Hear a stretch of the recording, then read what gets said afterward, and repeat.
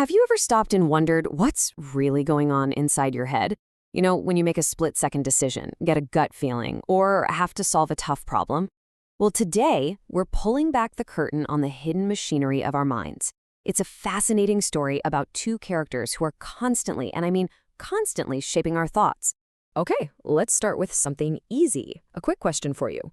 What's 2 plus 2? The answer probably just appeared in your head, right? Bam, 4. You didn't have to work for it, it was just there. All right, now try this one. What's 17 times 24? Whoa, see the difference? You had to stop, didn't you? Your brain had to consciously kick into gear, maybe pull up some old multiplication rules from school, and actually hold those numbers in your memory. It was real work. That feeling, that difference between an instant automatic answer and a slow, deliberate calculation, you just experienced the two main systems of your mind going head to head. And these two characters, well, they're the stars of our show today. So this isn't just some random feeling. It's a really well-defined concept. The names we're going to use, System 1 and System 2, were made famous by the Nobel Prize winner Daniel Kahneman. He built on some amazing work by psychologists Keith Stanovich and Richard West. This breakdown really shows you their totally different personalities. Just think of System 1 as your gut reaction. It's lightning fast, totally automatic, and intuitive. It's kind of the impulsive hero of the story. And then you've got System 2, the judge, slow, careful, and deliberate. It's the voice of reason. It's almost like you have two completely different thinkers living in your brain. So let's get to know our first character a little better. The one that's, let's be honest, running the show most of the time. System 1. Now really think about that last part. No sense of voluntary control. You don't choose to understand a simple sentence, and you definitely don't choose to know that 2 plus 2 is 4. It just happens. That's System 1 in its purest form. And wow, does it handle an incredible amount of work.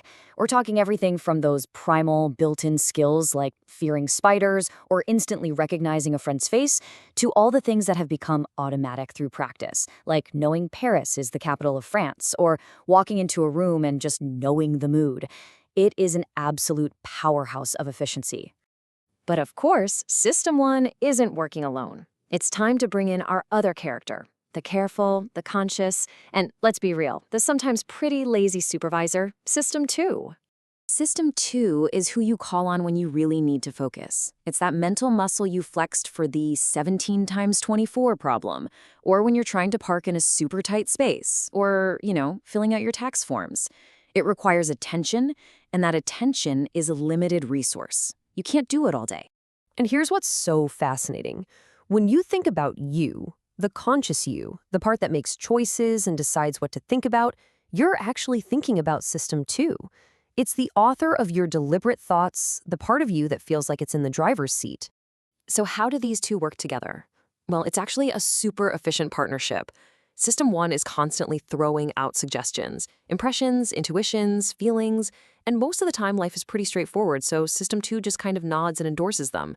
But when System 1 gets confused or surprised, like if it saw a cat that barked, it immediately calls in the big guns, System 2, to figure out what on earth is going on.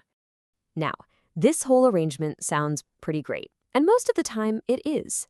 But, and this is a really big but, our fast-thinking hero's System 1 has some predictable flaws. It loves to take mental shortcuts, and these shortcuts can lead to systematic errors. We call these cognitive biases. Let's look at a classic example of this in action, loss aversion. This is a really powerful bias that's hardwired right into our System 1. Simply put, we feel the pain of a loss much, much more intensely than we feel the joy of an equal gain. And you can see it so clearly here. The emotional sting of losing $100 is psychologically about twice as powerful as the good feeling you get from finding that same amount. This one simple imbalance explains so much about why we avoid risks, even when it doesn't seem totally logical. Another one of these common shortcuts is something called the availability heuristic. Basically, if we can remember something easily, our brain just assumes it must be really important or common. Think about it. Nonstop news coverage of plane crashes makes them really easy to recall, which leads a lot of people to feel that flying is more dangerous than driving, even when the statistics tell us the exact opposite. So if our automatic thinking is this flawed, what can we possibly do about it? How can we actually use this knowledge to make better, smarter choices in our own lives? Well, the first thing to get is that the answer isn't to just try and be in System 2 mode all the time. Can you imagine? That would be absolutely exhausting. We need System 1 to navigate the thousands of little decisions we make every single day. Constantly double-checking your own thinking is just not a practical way to live. The real strategy, according to Kahneman himself, is a compromise.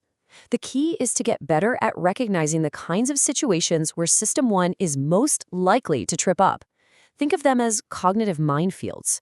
When you realize you're walking into one and the decision really truly matters, that's your signal to slow down. And that really leaves us with this incredibly powerful idea. It's not about being perfect, it's about being aware. By understanding these two minds we all have inside of us, we can learn to spot those crucial moments, take a breath, and consciously bring in our slower, more deliberate thinking.